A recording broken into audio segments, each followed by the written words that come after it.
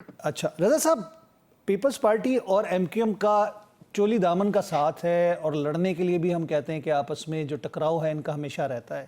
ابھی بھی ہم بلدیاتی نظام کے حوالے سے دیکھیں تو باتیں ہو رہی ہیں، پھر 2 صوبے بننے کی بات ہو رہی ہے، کراچی کو الگ کرنے کی بات ہو رہی ہے، جس پہ آپ کو شرجیل میمن صاحب نے کہا کہ امپاسبل اگر صوبہ یا سندھ کو تقسیم کرنے کی بات کی جائے. اور بلدیاتی نظام کے حوالے سے تو آپ کو اندازہ ہے کہ ہر جماعت مانتی ضرور ہے، کرتی کچھ نہیں ہے. یعنی کہ جب گورنمنٹ میں آ جاتی ہے تو اس کے بعد اس کو وہ توڑ مڑوڑ کے اپنی مرضی کا بلدیاتی نظام بناتی ہے. آپ کو کیا لگتا ہے کہ کراچی شہر کے ساتھ زیادتی ہے کہ وہاں پہ بلدیاتی نظام جس طرح ہونا چاہیے اس طرح نہیں ہے؟ ایم کیو ایم کی جو ڈیمانڈز ہیں وہ ٹھیک ہیں، ان کے لیے تو 28ویں ترمیم کی بھی بات کی جا رہی ہے کہ حکومت نے وعدہ کر لیا ہے تو وہ ان کے لیے کرے گی پوری.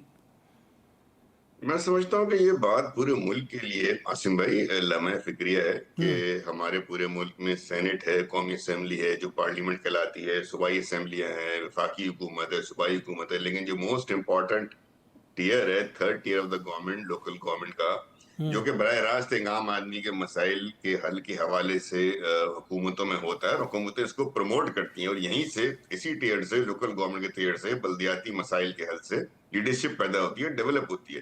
بدقسمتی رہی ہمارے ملک میں کہ یہ جن ادوار میں پھلا پھولا ہے وہ آمروں کے ادوار رہے یا ماشاء اللہ ادوار کے لئے، جہاں جنرلوں کو اپنی کانسٹیٹوئنسی بنانے کے لیے اس سسٹم کو مضبوط کرنا پڑا. بہرحال فائدہ عوام کا ہوا، لیکن آج بھی اگر آپ دیکھیں تو صوبہ سندھ کے اندر کی حد تک ایک بلدیاتی نظام ہے. ٹھیک ہے، اس کو مزید امپاور ہونا چاہیے، لیکن اسی بلدیاتی نظام میں ایم کیو ایم کے میئر وسیم اختر صاحب بھی تھے. ٹھیک ہے، ان کو شکایت رہی اور بجائے شکایت رہی وہ سپریم مصطفیٰ کورٹ بھی کمال گئے. بھی تھے.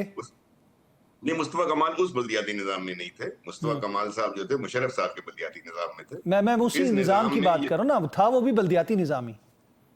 نہیں، لیکن that وہ was a بیسیکلی different وہ بلدیاتی نظام نہیں تھا عاصم بھائی. اگر آپ اس کا صرف ٹائٹل ہی دیکھیں نا، وہ سی ڈی جی کے کہلاتا، سٹی ڈسٹرکٹ گورنمنٹ کہلاتا تھا.